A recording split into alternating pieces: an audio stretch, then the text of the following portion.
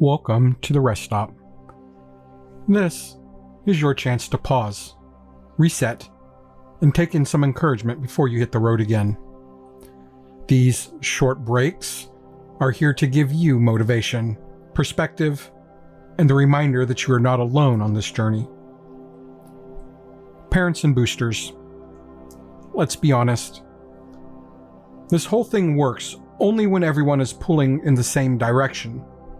Staff, students, and volunteers are all chasing the same goal: building a program that's healthy, sustainable, and inspiring.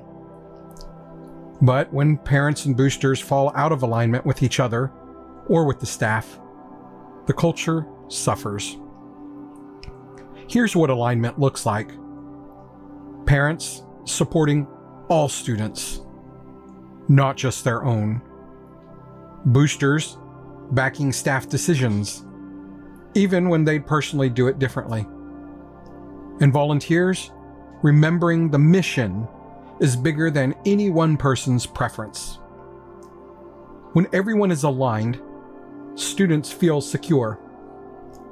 They don't hear adult drama leaking into their experience.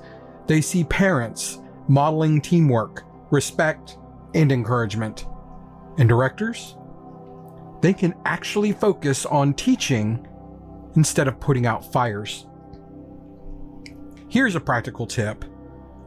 Before you share an opinion or a frustration, ask yourself, does this build alignment or does it break it?